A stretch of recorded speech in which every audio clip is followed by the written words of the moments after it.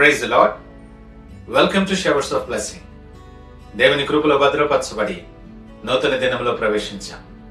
ఈనాటి దేవుని వాగ్దానం, నా చేతి నీడలో నిన్ను కప్పి ఉన్నాను.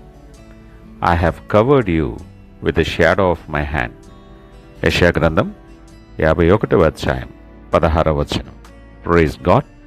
ఈ నూతన దినములో దేవుడు మీ కొరకు సిద్ధపరిచిన ప్రతి దీవెన ఆకాశపు వాకిళ్ళు విప్పి మీ మీద కుమ్మరించునుగాక. దేవుని జనాంగమా, ఈ ఎండ తీవ్రంగా ఉన్నప్పుడు ఒక చెట్టు నీడ మనకు ఎంత హాయినిస్తుందో కదా. మన జీవిత ప్రయాణంలో కూడా కష్టాల ఎండలు మండుతూ ఉన్నప్పుడు, సమస్యల వడగాల్పులు వీస్తున్నప్పుడు మనల్ని కాపాడే నీడ ఏదో. లోకం నిన్ను ఎండగట్టాలని చూస్తున్నప్పుడు నిన్ను ఎవరూ తాకకుండా తన హస్తంతో కప్పి ఉంచే దేవుడు మీకు ఉన్నారని మీకు తెలుసా? నా చేతి నీడలో నిన్ను దాచాను అని ఆయన సెలవిస్తున్నాడు. ఆయన చేతి నీడలో ఉన్న వారికి ఏ ఆపద రాదు, ఏ అపాయము కూడా వారిని తాకదు. ఈ ఉదయకాల ధ్యానములో ఆ దైవిక రక్షణను మీరు ఎలా పొందుకోవాలో తెలుసుకుంటాం. చివరి వరకు చూడండి. చివరిలో మీ చుట్టూ దేవుని రక్షణ కవచం ఉండాలని మనం ప్రత్యేక ప్రార్థన చేయబోతూ ఉన్నాం. ఈ వచనంలో ఒక గొప్ప విషయం ఉంది. ఆకాశాన్ని స్థాపించి భూమికి పునాదులు వేసిన అదే హస్తం నిన్ను కప్పి ఉంచుతుంది.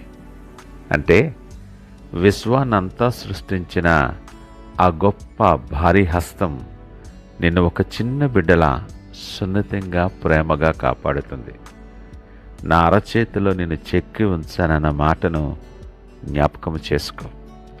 చేతి నీడలో ఉండటం అంటే దేవునికి అత్యంత సమీపముగా ఉండటం. శత్రువు ఒకవేళ నిన్ను తాకాలి అంటే వాడు ముందు దేవుని హస్తాన్ని దాటి రావాలి. అది అసాధ్యం. కాబట్టి నీవు దేవుని చేతి కింద ఉన్నావంటే నీవు ప్రపంచంలోనే అత్యంత సురక్షితమైన చోట ఉన్నావని అర్థం చేసుకోవాలి. చేతి నీడ అన్న మాటను లోతైన విశ్లేషణ చేస్తూ అందులో ఉన్న కొన్ని అద్భుతమైన వాగ్దానాలు మనం తెలుసుకుందాం. మొదటిగా రక్షణ. కోడి తన పిల్లలను గెద్ద నుండి కాపాడటానికి తన రెక్కల క్రింద ఎలా దాచుకుంటుందో, దేవుడు మనల్ని సాతాను బాణాల నుండి కాపాడటానికి తన చేతిని అడ్డుగా పెడతాడు. నువ్వు వెళ్ళే దారిలో నీకు తెలియని ప్రమాదాలు ఎన్నో ఉండుండొచ్చు. కానీ ఆయన హస్తం నిన్ను కప్పి ఉంచటం వల్ల అవి నిన్నేమీ చేయలేవు. నీకు విరోధముగా రూపించబడిన ఏ ఆయుధమును కూడా వర్ధిల్లదు. ఎందుకంటే ఆయన బలమైన హస్తము కింద ఆయన నిన్ను దాచి ఉంచుతాడు. రెండవదిగా గోప్యత. అంటే ఒక్కోసారి శత్రువు కంటికి కనబడకుండా కూడా దేవుడు నిన్ను దాచి ఉంచుతాడు.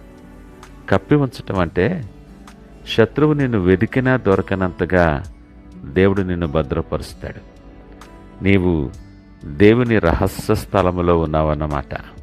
పాదములకు రాయి తగలకుండా ఆయన తన దూతలకు ఆజ్ఞాపించువాడు. సురక్షితమైన స్థలములో ఆయన నిన్ను దాచి ఉంచుతాడు.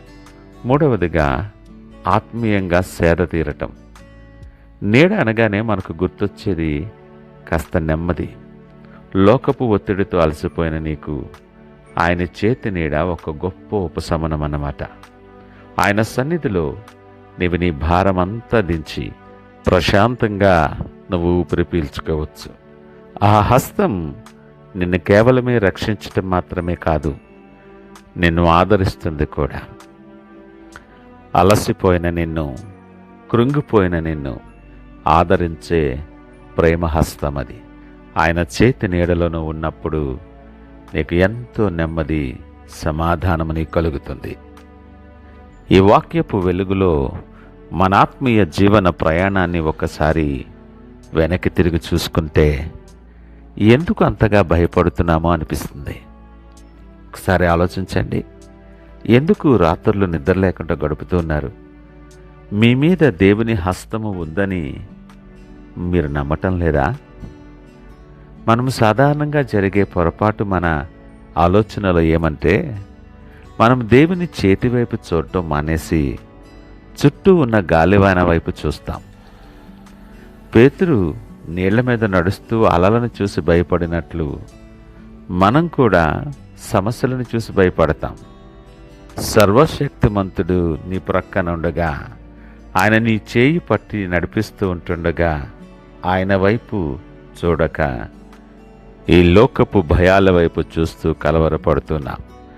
ఈ ఉదయకాల సమయం దేవుడు నీతో మాట్లాడుతుంటుండగా నీ అభద్రతా భావాన్ని ఈ దినమే విడిచిపెట్టు.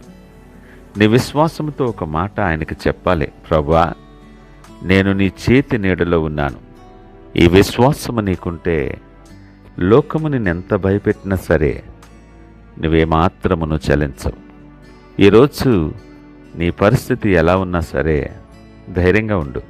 ఏ అపాయము నిన్ను సమీపించకుండా దేవుడు నిన్ను కప్పి ఉంచాడు. ఆయన అనుమతి లేనిదే నీ తల వెంట్రుక కూడా నేల రాలదు. ఆ హస్తము మీద నమ్మిక ఉంచు.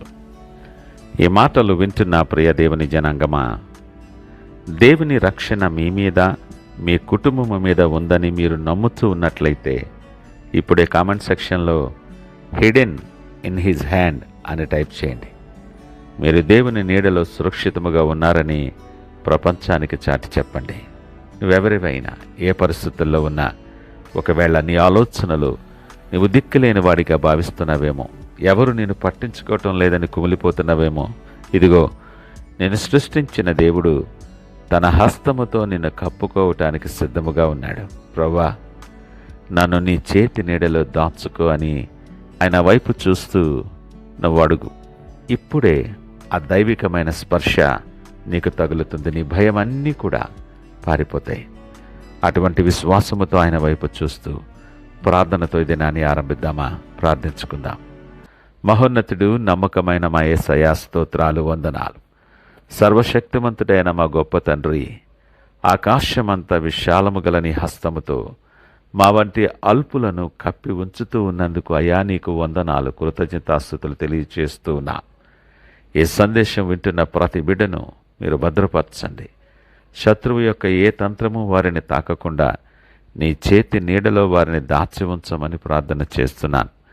లోకము ఇవ్వలేని నెమ్మదిని, భద్రతను అయా మీరు ప్రసాదించమని సకల మహిమ, ఘనత, ప్రభావాలు మీకే ఆరోపిస్తూ యేసు పరిశుద్ధ నామమున స్తుతించి ప్రార్థించి వేడుకొనుచున్నాం తండ్రి. ఆమేన్. God bless you.